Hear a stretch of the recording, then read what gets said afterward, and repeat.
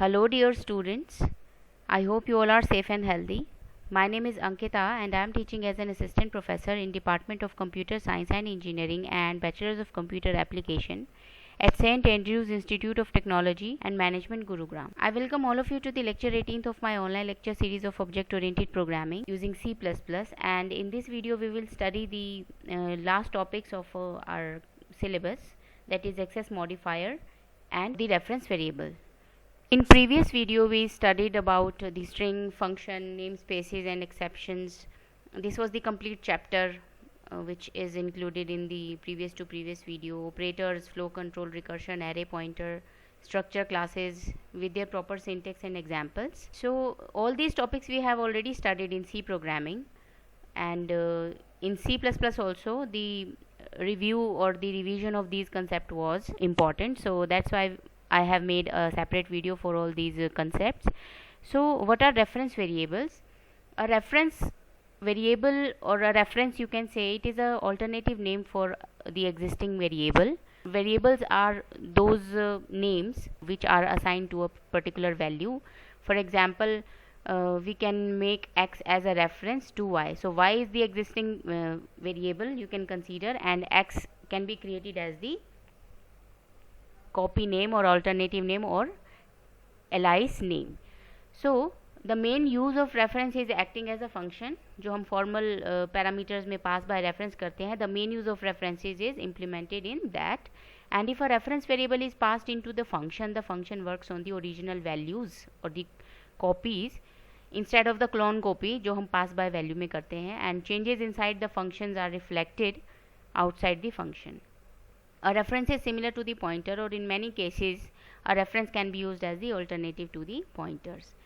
So in C and C++, in both the languages we use ampersand to denote the address of operator in an expression, and when this symbol is used in an expression, then it denotes the address of the operator, which returns the address of the variable. For example, ampersand number returns the address of the variable number.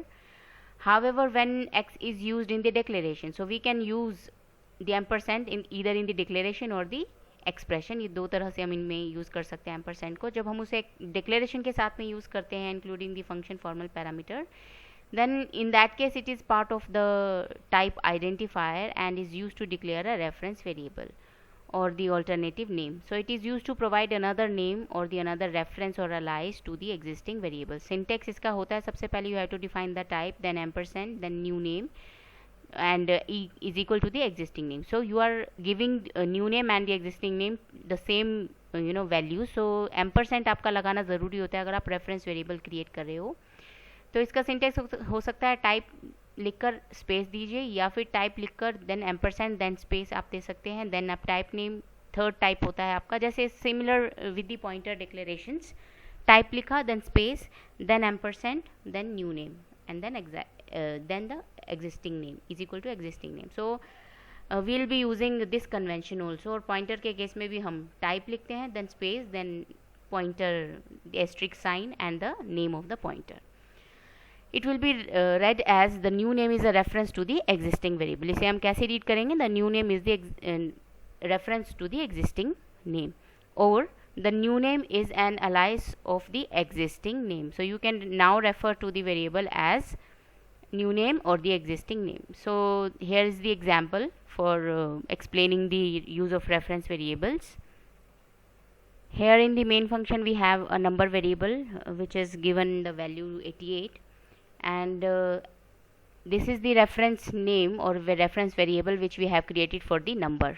Number की value 88, यहाँ पर ampersand ref number is the reference number which is declaring the reference name to the variable name, and both ref number and number they both refer to the same value, that is 88. जब आप number की value को display कराएंगे और reference number की value को display कराएंगे तो both will be showing the same output. So if you assign a new value to ref number, so suppose अगर हम reference variable को एक new value assign करते हैं, it will reassign a new value to the reference number. So now if you will display the value or of ref number, then what value it will display? It will display 99, and it will also assign this 99 value to the number because ये इसकी copy था. अगर आपने इसमें change किया है तो इसको भी रिफ्लेक्ट करेगा. रेफरेंस वेरिएबल्स जस्ट कॉपी होते हैं आपके किसी नॉर्मल वेरिएबल की। जब आप नंबर को रीअसाइन कर दोगे वैल्यू, देन आप जब नंबर की वैल्यू को यहाँ पर प्रिंट कराओगे, उस केस में आपको value of the REF will also get change to 55। So इसका पिक्टोरियल रिप्रेजेंटेशन यहाँ पर ये दिखा रखा है कि एक मेमोरी ब्लॉक में हमारे पास जो कि 4 बाइट का है, 88 उसकी वैल्यू है, नंबर हमारा वो वेरिएबल है, और REF भी उसका रेफरेंस वेरिएबल है जो कि उसी लोकेशन को ही पॉइंट कर रहा है, उसी लोकेशन को ही रखता है अपने पास, उसी की वैल्यू को ही रखता है अपने पास। A reference works as a pointer, or a reference is declared as the alias of a variable and it stores the address of the variable as illustrated. Like जैसे मैंने बोला कि रेफरेंस हमारे पॉइंटर्स की तरह से भी यूज़ होते हैं और अल्टरनेटिव है पॉइंटर्स का, तो उसी तरह से REF is the reference variable. This is the location of this REF variable and this is the location of the number. ये उसका एड्रेस है, 88 इसकी वैल्यू है. Then they are pointing to the normal variable, so they are having the address of the normal variable, so इसका जो भी address होगा वो इसका अपने पास में रखेगा।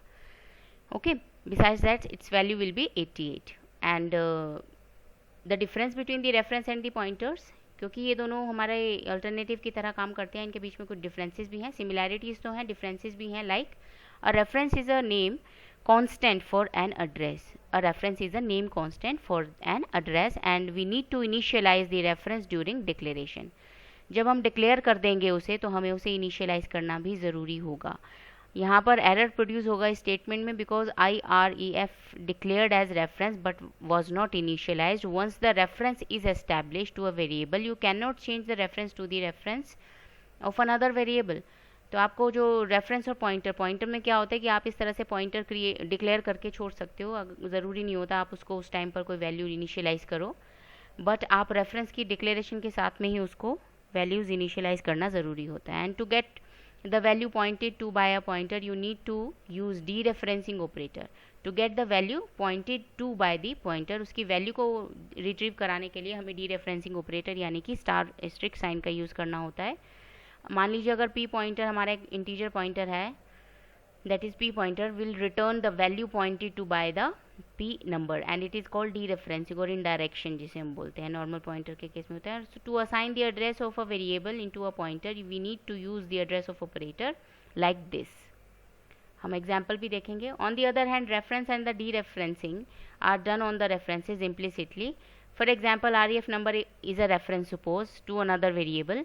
So REF returns the value of the variable and no explicit dereferencing operator star should be used, and furthermore to assign an address of a variable to a reference variable no address operator is required.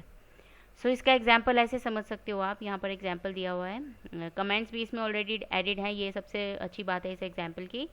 यहाँ पर number 1 है जिसकी value 88 है, number 2 है जिसकी value 22 है। एक हमने यहाँ पर पॉइंटर बनाया है which is having the address of number 1 and star p number 1 is having the, इसको हमने क्या स्टार p नंबर की वैल्यू को हमने क्या किया है 99 असाइन किया है। सो हमने यहाँ पर क्या किया, we are doing explicit referencing here. हमने एक पॉइंटर बनाया, हम नंबर 1 के एड्रेस को उस पॉइंटर को पास करा रहे हैं, तो यहाँ पर एक्सप्लिसिट रेफरेंसिंग है। अगर हम p नंबर 1 की वैल्यू, एस्ट्रिक साइन हमारा डी रेफरेंसिंग के लिए यूज़ होता है और यूजुअली पॉइंटर की वैल्यू को डिफाइन करता है स्टार, तो हम इसकी वैल्यू यहाँ पर 99 स्पेसिफाई कर रहे हैं, तो that means we are explicitly dereferencing this pointer p number 1. So if we display the value of star p number, it will display the value 99 and %1 number 1 जब आप प्रिंट कराओगे तो एड्रेस प्रिंट करेगा, और p number की value को जब आप विदाउट एस्ट्रिक साइन जब आप डिस्प्ले कराओगे तो ऑब्वियसली उसकी वैल्यू यहाँ पर एड्रेस ही पॉइंट करेगा, क्योंकि इसकी पॉइंटर की वैल्यू जो है वो एड्रेस ऑफ अनदर वेरिएबल है। जब आप डी रेफरेंसिंग करके उसे वैल्यू करा रहे हो इनिशियलाइज, तो वो डी रेफरेंसिंग वाली वैल्यू को ही स्टार के साथ जब आप प्रिंट कराओगे वही वैल्यू डिस्प्ले कराएगा। नेक्स्ट स्टेटमेंट में हमने स्टार p नंबर 1 को हम जब डिस्प्ले करा रहे हैं तो again it is showing the address of the pointer variable.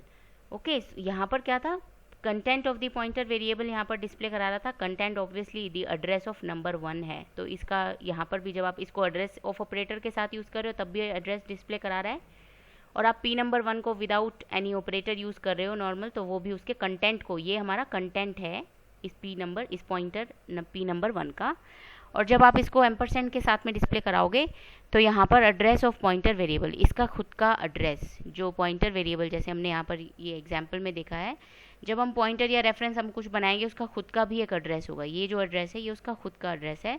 तो जब आप उस एड्रेस ऑफ ऑपरेटर के साथ में यहाँ पर प्रिंट कराओगे तो वो आपको उसका लोकेशन का एड्रेस डिस्प्ले कराएगा।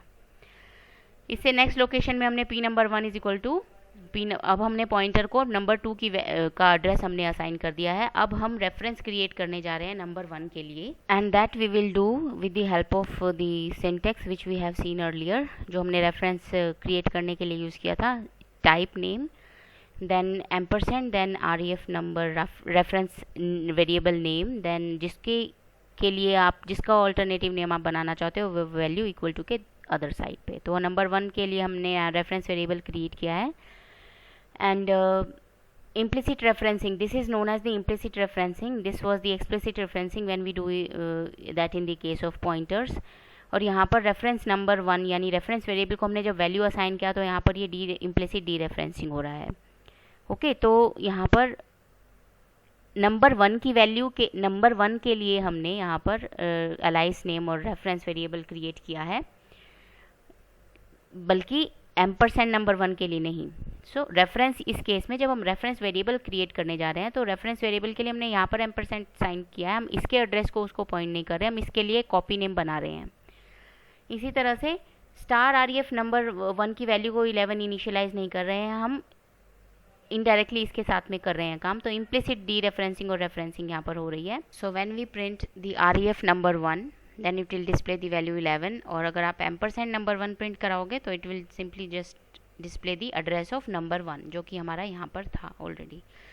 तो सिंपल सी बात है, अगर आप रेफरेंस वेरिएबल की वैल्यू को डिस्प्ले कराना चाहते हो तो you have to use it directly, और जब आप किसी का एड्रेस प्रिंट कराना चाहते हो वेरिएबल का तो एम्परसेंड यूज़ करेंगे बिकॉज एड्रेस ऑफ ऑपरेटर है। इसी तरह से रेफरेंस वेरिएबल का जब वैल्यू देखनी है तो कोई ऑपरेटर साथ नहीं लगेगा, जब एड्रेस ही देखना है तो आप उसका भी एम्परसेंड की हेल्प से एड्रेस देख सकते हो। तो इसका भी जो एड्रेस होगा वो सेम होगा, because what is happening here, ये दोनों रेफरेंस वेरिएबल और जो नंबर है ये दोनों कॉपी नेम है एक दूसरे के, तो ये एक ही लोकेशन को जो है पॉइंट कर रहे हैं, तो इसीलिए यहाँ पर वैल्यू जो होगी दोनों की सेम होगी। अगर आप रेफरेंस वेरिएबल नंबर 1 को असाइन कराते हो एड्रेस ऑफ नंबर 2, जैसे कि यहाँ पर हो रहा है, ये क्योंकि हमारा पॉइंटर था, ये स्टेटमेंट वैलिड है बट ये स्टेटमेंट वैलिड नहीं है, इस केस में यहाँ पर एरर प्रोड्यूस करेगा because the reference can not be reassigned, and specially reassign नहीं किया जा सकता। ये पॉइंटर और आपके रेफरेंसेस के अंदर डिफरेंस होता है, जो कि हमने इसके अंदर यहाँ पर जो पॉइंट है हमने यहाँ पर देखा था। ठीक है, तो रेफरेंस को आप रीअसाइन नहीं कर सकते, और स्पेशली एड्रेस और पॉइंटर टू इंट जो है वो इनवैलिड कन्वर्जन होता है, इसीलिए यहाँ पर ये एरर प्रोड्यूस करेगा।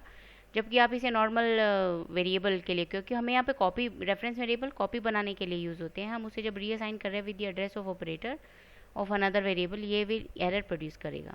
इस केस में नंबर 1 जो रेफरेंस नंबर 1 है is still analyse to the number 1, तो हम यहाँ पर क्या कर रहे हैं, नंबर 2 की जो भी वैल्यूज़ थी वो असाइन कर रहे हैं। बेसिकली हम ये रेफरेंस नंबर 1 को अब हम कॉपी नहीं बना रहे दूसरे नंबर 2 की, ये जो रेफरेंस नंबर 1 है ये कॉपी तो नंबर 1 की ही रहेगा, लेकिन यहाँ पर इस वक्त क्या हो रहा है, ये वैल्यू हम 22 वैल्यू जो इसकी है वो असाइन हो रही है, और जो नंबर 2 को जब हम इंक्रीमेंट करके इसकी वैल्यूज़ को चेंज कर करके देख सकते हो आप। ठीक है, a reference variable provides a new name to the existing variable. ये थोड़े पॉइंट है जो कि आपको पेपर के अटेम्प्ट करने के पॉइंट ऑफ व्यू से भी हेल्प कर सकते हैं। It is D referenced implicitly and does not need the dereferencing operator star to retrieve the value referenced. On the other hand, a pointer variable stores the address and we cannot change the address value stored in the pointer. So to retrieve the value pointed to by the pointer, we need to use the indirection operator, that star, that is known as the explicit dereferencing, जो हम dereferencing के हमने ऊपर example देखे हैं।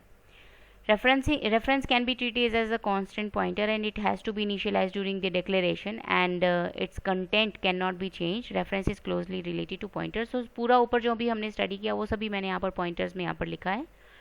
आप paper point of view से इन सब पॉइंट्स को भी आप जो है लर्न कर सकते हैं। Now, what are the access modifiers in C++? These are important feature of object-oriented programming to achieve the data hiding and encapsulation. तीन तरह के होते हैं, पब्लिक, प्राइवेट और प्रोटेक्टेड. हम ये इनहेरिटेंस के केस में भी देख चुके हैं और नॉर्मल क्लासेस एंड ऑब्जेक्ट के एग्जाम्पल के साथ भी. बाय डिफ़ॉल्ट क्लास के जितने भी मेंबर्स होते हैं दे ऑल आर प्राइवेट. अगर आप कोई भी एक्सेस मॉडिफायर मेंशन नहीं करते हो प्रोग्राम में तो by default all the data members और member functions will be private. So public का एग्जाम्पल होता है पब्लिक, जो आप यहाँ पर लिखेंगे. अब पब्लिक जो भी डेटा मेंबर आपने यहाँ पर बनाया है, मेंबर फंक्शन या डेटा मेंबर, इस क्लास के स्कोप के बाहर भी उसे एक्सेस किया जा सकता है. But of course outside the class all the data or all the data member or public data member or member functions will be accessible through the objects only.